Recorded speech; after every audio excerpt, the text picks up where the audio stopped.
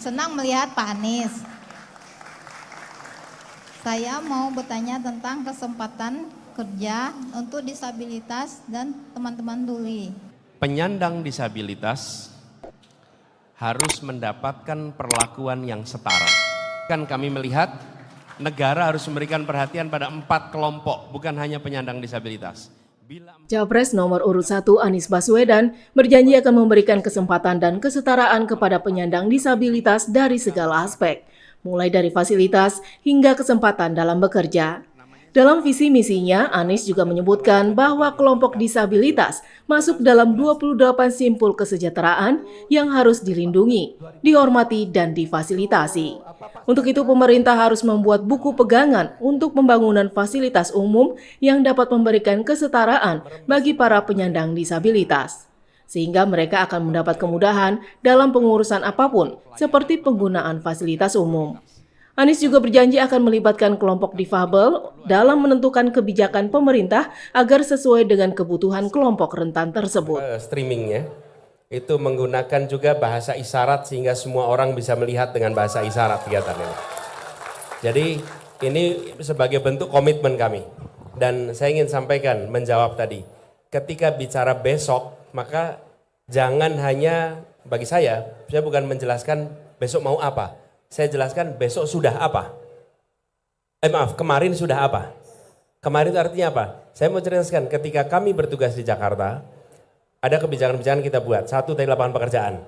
Semua rekrutmen pegawai di Jakarta minimal 1% harus penyandang disabilitas. Minimal 1%. Sehingga setiap rekrutmen penyandang disabilitas itu dapat. Yang kedua, semua kegiatan di Pemprov DKI Jakarta, semua kegiatan maka harus ada penterjemah bahasa isyarat dalam event apapun juga.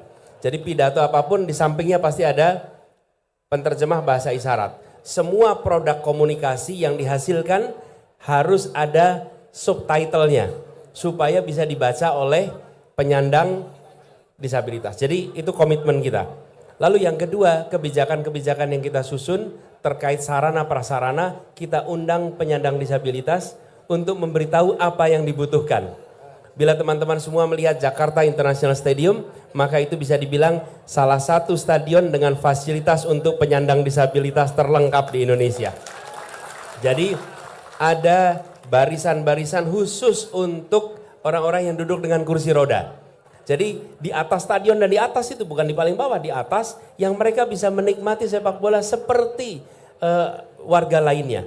Jadi kami sampaikan kepada Bung Jal dan Wilham bahwa insya Allah ke depan ketika amanat itu diberikan di skala nasional, maka kebijakan yang setara akan kita lakukan juga di tingkat nasional. Diketahui dalam daftar pemilih tetap atau DPT Pemilu 2024, jumlah pemilih dari penyandang disabilitas sebanyak 1.101.178 orang. Jumlah ini mencakup 0,54% dari total 204,8 juta pemilih nasional.